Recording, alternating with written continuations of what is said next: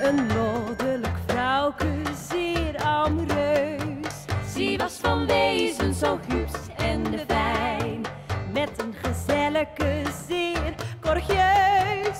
Ging ze te bieden en de in den wijn. Ze schonken, ze dronken, ze maakten jolijt. Al lachende werd de ruiter zijn geldeken kwijt. Ze schonken, ze dronken, ze maakten jolijt.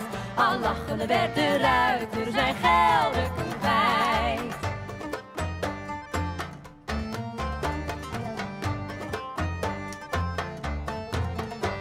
Ze zijn in liefde wel al zo vast. Ze konden van elkander niet gescheen.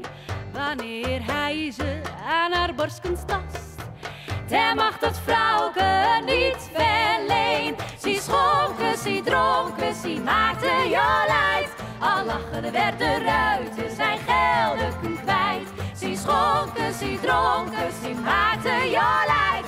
Al lachende werd de ruiter zijn geldeken kwijt.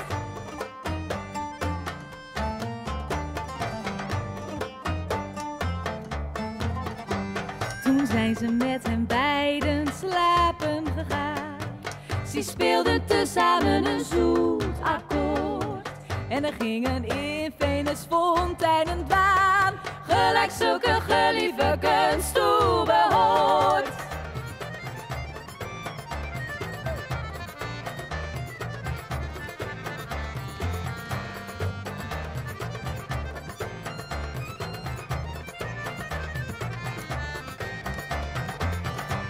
dat vrouwke tocht een lozen koer.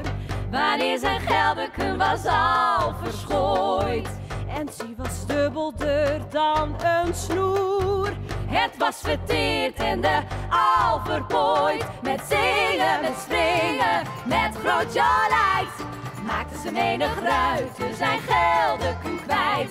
Met zingen, met springen, met groot jolijt.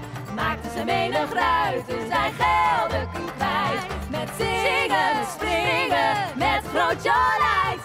Maakten ze menig ruiter zijn geldeken kwijt. Met zingen, met springen, met groot jolijt. Maakten ze menig ruiter zijn geldeken kwijt.